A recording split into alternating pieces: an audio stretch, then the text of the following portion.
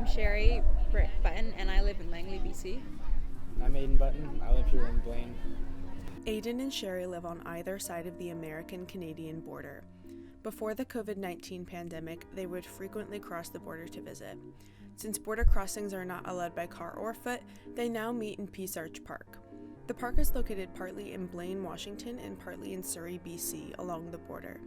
It's a neutral zone for people on both sides of the Canadian-American border to share. So we met at church when we were 12 years old.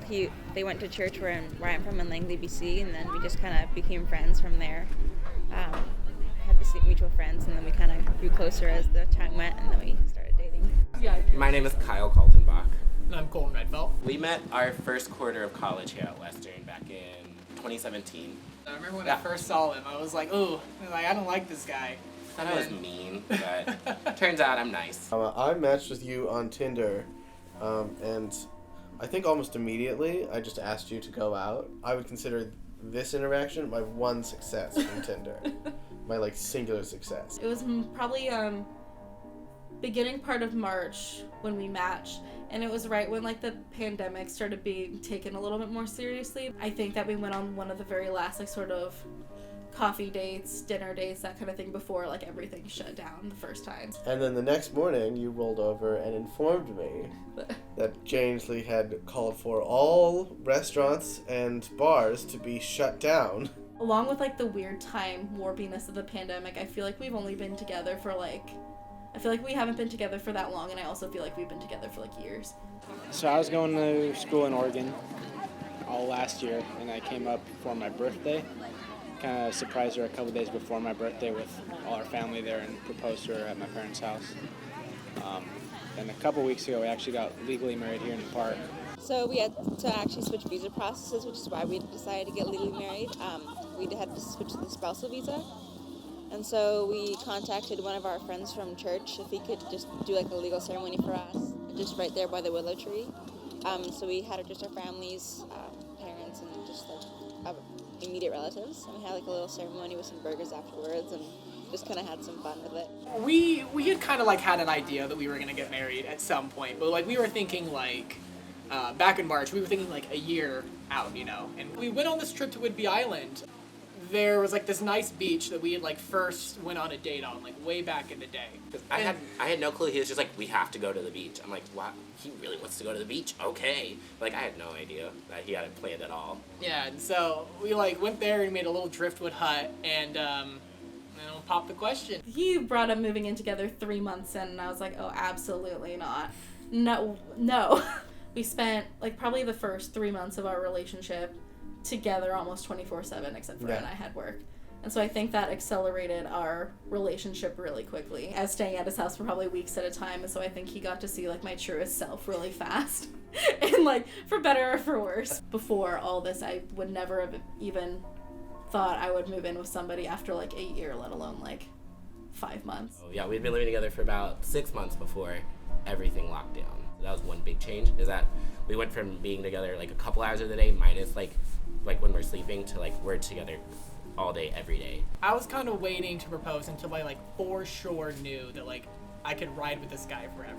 I think the pandemic in general really helped accelerate that process.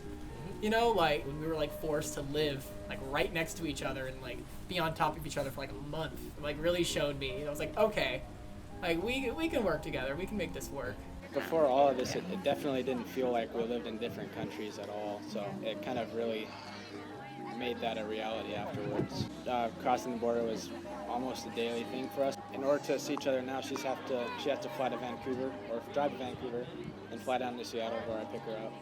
When I came down, we were in the car together, and I was wow, I cannot even remember the last time where there's no noise around us, just us. When I cross back, they get my information, and they can track my phone. If I get caught leaving, I go to jail for 3 years, or I get a $750,000 fine. So it's definitely a serious consequence, but I wasn't gonna risk it, so I just stayed home.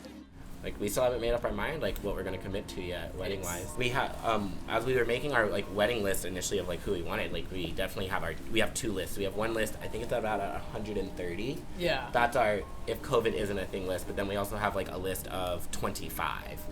Those are our people that like in case we can't have a big wedding like we wanted, like just having those essential like people who matter most to us there. We've done a pretty good job about narrowing it down. We kind of said like family for sure, and then the people who feel like family too. Nobody's on our list on the smaller ceremony if they're not family who isn't like really abiding well by the social distancing standards, just to keep everybody safe. We just got our save the date photos done, and it's like, well, do we send these out, and do we send it out to the full list, or just like the 25 list, and then, you know, the bigger list later? Like, you don't want to step on anyone's toes there. We're gonna have a bigger wedding probably next year around June. And we're gonna have a lot more family and friends there.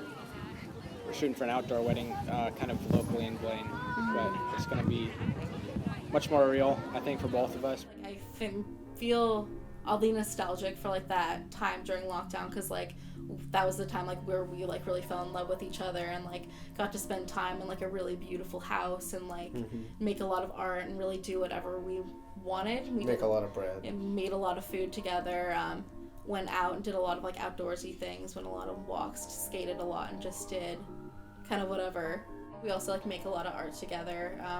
We do a lot of art like separately, and we also like to, you know, make our own stuff. And I think that it was a really beautiful time, like for us, even when like the world was literally ending. We just call it short distance now. Yeah. That's our new term. We love Zoom. Yes. Yeah, we just kind of picked up a show that we were watching, and we'll Zoom and watch it together sometimes, or just play games or whatever. Figured out we both like to paint, so. Yeah, that's a big thing. So. Yeah. Our house is covered in paintings. It is. We also actually started learning a new language because of Oh, yeah. COVID. Yeah, we started learning Norwegian, of all things. Jeg snakker norsk. Yep, we were just bored, and we were like, what's something we can do there? Well, just learn a new language. How do you say I love you in Norwegian? Jeg snakker norsk. That's I speak Norwegian. Oh, you're right. Jeg elsker du. Jeg elsker du. Jeg elsker du is I love you in Norwegian. My biggest piece of advice would probably be to really kind of open your mind, because like living with a partner isn't how I thought it would be, but it's also so much better than I thought it would be. I think when you're in a relationship, it's not just about whether you're happy, it's about whether you're working to make each other happy. A lot of couples who are across the border can't see each other, like they don't have a park or anything nearby them. So I think like instead of like feeling, like obviously it's hard, but instead of feeling sorry for yourself, like just kind of see the positive things that come out of it, because we definitely are blessed to have this beautiful park to visit with each other. Our motto has been kind of throughout this one day closer. We don't know when, but it's gonna be eventually. Like the main thing is like realize like this is a really good way to like grow with each other, because you're experiencing something like unprecedented. If there is kind of negative behaviors there, like is it COVID? Is it because of the pandemic and COVID, or is it like maybe a personality flaw that like you're just now seeing because you're together so much? You got to go into it knowing that it's going to be difficult, knowing that, you know, you're going to have fights, and you got to learn how to work through those, and you got to get real comfortable with spending a lot of time with that. For sure. So.